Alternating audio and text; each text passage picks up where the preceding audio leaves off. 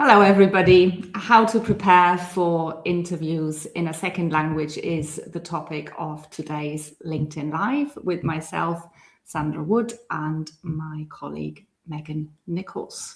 We'd like to briefly introduce ourselves if you haven't joined us before. My name's Sandra. I'm a German language coach in Zurich, and I work with international professionals, and I help them speak German confidently in a work and social environment.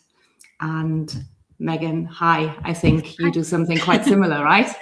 Yes, exactly, which is why this works, Sandra. So if you haven't joined before, I'm Meg and I coach English.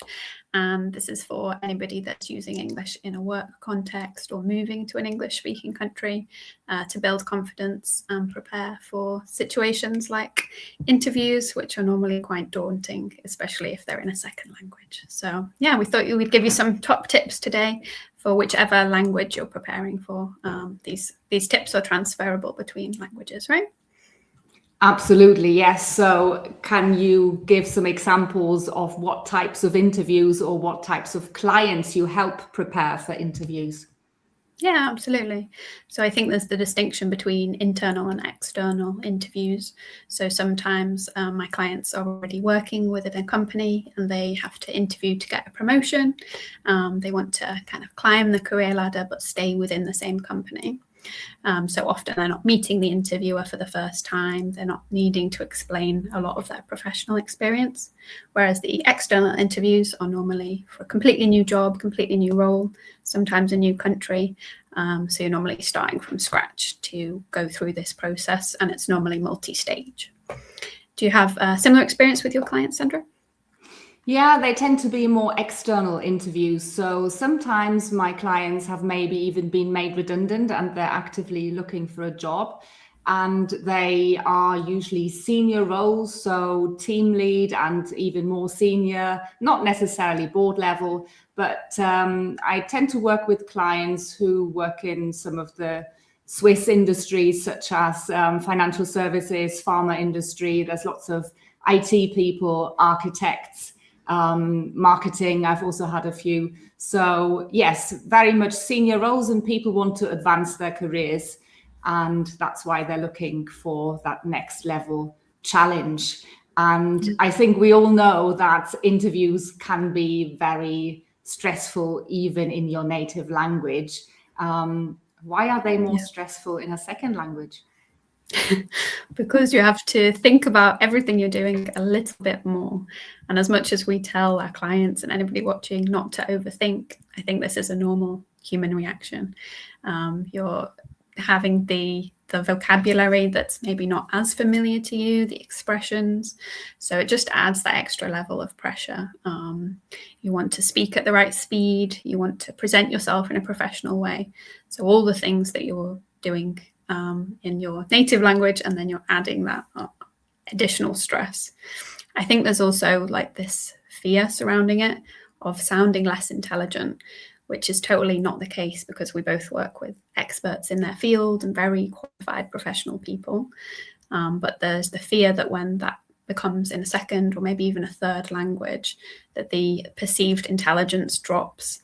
And I think that's a mindset shift rather than a language shift. Yes. Is there anything else that you have seen that makes it extra challenging? Yes, I think it's certainly around preparation as well. You know, how do I prepare not just what I'm going to be saying, but how am I going to be presenting that in a foreign language? So I think the key thing is when you're stressed because your language isn't perfect, make sure you're authentic, be yourself, because you're very likely going to be hired because of your skills and also your personality, how well you fit into a team, whether you're a match with the company culture or not. So all of these things are more important than your language skills, and people have invited you to that interview, so they'll be aware of the fact that this is not your native language and they're not going to expect you to be perfect. So that's very, very important. Just be authentic. And I think, yes, the fact that it's in a foreign language just adds to that cognitive overload. What do we mean by that cognitive overload? There's just a lot going on at once. There's a lot to multitask. You're not only using your active listening skills to listen to the question and understand it, you're also trying to formulate the grammar. So maybe they've asked about something in the past. Are you going to use the past perfect, the past continuous, all of this kind of thing? Then you're thinking, okay, what vocabulary can I use to showcase my skills without repeating myself? So mentally, you're juggling a lot of things at once, and that can lead to this cognitive overload. I also think it's important to mention the cultural differences. This is something that I'm passionate about in my sessions, because you can learn a language almost perfectly, but if you don't understand the culture of the person you're speaking to, then it's not going to be understood as well as you would like. So for example, I give the US as an example because they are often a lot more enthusiastic, sometimes perceived as arrogant. And this definitely comes across in interview technique and interview style, because you have to showcase your skills. You have to be excited and you have to talk about yourself. In comparison to maybe German speaking cultures, you have a better insight, but my perception is they're a little bit more modest. Yes, there are introverted and extroverted cultures, I would say. Say, for example, the culture of Switzerland is definitely an introverted culture, and it may well come across as a bit arrogant if you're too confident when you're talking about your skills and what you've achieved, which is perhaps quite natural in, say, the US culture. I think those two are quite, are pretty much opposites, really. It can be really challenging because you want to come across as confident, or maybe you don't know how to handle it. So it can be an extra thing to think about. Yes, and this is so important to consider when you prepare for an interview. So how do we go about preparing for an interview generally, and especially in a foreign language? It is about so much more than just vocabulary. So usually people worry about not knowing the right words, but at the end of the day, you can't memorize your answers anyway. You might want to say all these nice things, but you don't know what they're going to be asking. So you can't really, apart from the very usual questions, you can't really predict what they want to know. So any tips we can give in terms of how to prepare? Yeah, I would definitely advise moving away from preparing this script that then you struggle to memorize anyway. So I think if you can get a clear structure in your answers and maybe bullet point some notes that are more flexible and can be adapted to different questions, I think that's going to be helpful. I like to talk about the STAR technique with my clients. So this is when we think of a situation, a task, an action that you took, and then the result of this action. And this is just a helpful mnemonic or way of remembering to keep the structure of showing how your action brought about the result that they are asking for. And then you can supplement this by thinking of some key achievements that you could use as examples, because the more examples you can give, the more tangible it feels rather than theoretical. What would you add? Yes, I think this is actually an area where many people fail, because recruiters don't want to hear a list of characteristics, but they want these tangible examples that show how you've implemented your skills. So it's a bit of storytelling. And, going back to your example, so what's the situation? You've had maybe negative feedback from clients. What's your task? You want to make them happy. So you need to take action. What's that going to be? You maybe give them a discount on the next big order, and you've got a result. So tell a story as opposed to just listing maybe the end results, but how did you get there?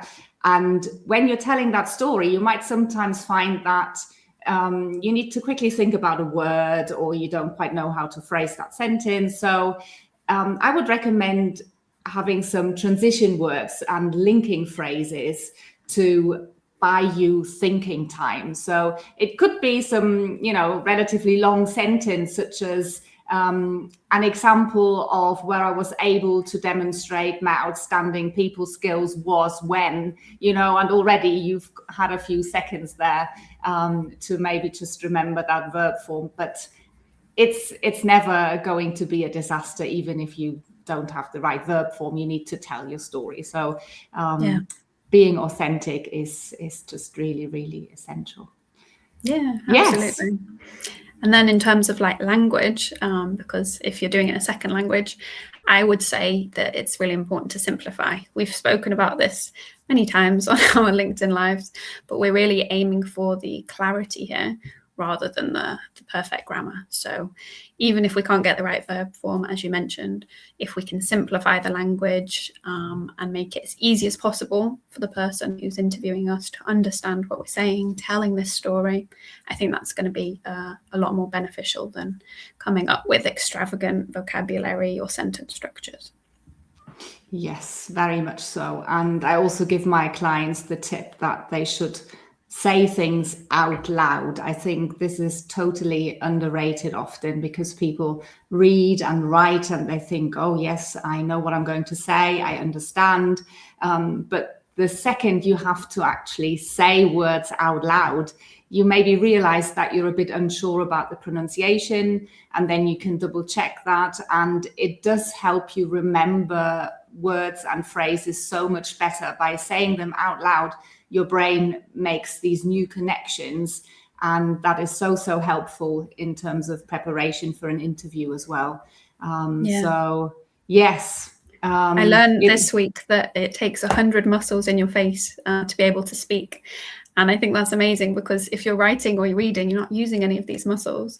But when we speak, we need to practice and train them. So definitely this is a great tip. I didn't realize I had 100 muscles in my face. So. Exactly. You need to practice using them in like the shapes and the way that they go together to pronounce the words. So when it comes to vocab, do we need to prepare vocab for the interview? I think avoid the complex things, but I think if you are looking at a specific industry or a specific role, of course, it's going to come up, and it's helpful to have those specific words in the other language. Make sure you know how to pronounce them, make sure you know how to use them, but they will help your skills shine through and help you present as a professional in that industry. Agreed. So perhaps we could just briefly summarize some of the common mistakes that people make. We've just mentioned, so don't memorize scripts and try and avoid translating directly from your native language, but instead, have some stories ready, and don't overcomplicate the vocabulary, but use simple words that everybody can understand, because communication is about understanding what the other person wants to get across. It's really about the successful outcome of that, as opposed to like sounding super intelligent by using the most formal words that people would maybe only use in writing. So it is a conversation, a job interview, and in conversations we use more informal language. Absolutely. I always advise my clients to prepare some follow-up questions as well. I think this is a common mistake that people often forget. They think, okay, I've got to the end of the interview, they've asked me everything they wanted, and a common question from the interviewer is, do you have anything to ask us? And I think it's such a big mistake to sit back and go, no, I know everything, it's fine, thank you, because that's a great opportunity to find out more about the company, about the role, about your colleagues. So don't just sit back and say nothing. Prepare something in advance would be a top tip from me. Yes, this is where you can set yourself apart by showing that curiosity and maybe having a bit of a different angle compared to other people that they interview. And I think also you're obviously going to be nervous, but try and not speak too fast. Use the adrenaline. It'll be very helpful, but slow down. So even when you think you've slowed down, slow down some more, so that perhaps it feels as if you're talking quite slowly, which you're probably not. This is also quite funny how our brain sort of perceives the speed at which we talk. It is essential that you talk at a slow pace so you can be understood clearly and you have the time to pronounce the words and the intonation, etc. So yes, try and keep those nerves under control a bit. Yeah, I'm definitely guilty of that one. And I get so excited. Do you have any mindset tips that people could take with them, as well as the language? How can we adapt to an interview in another language?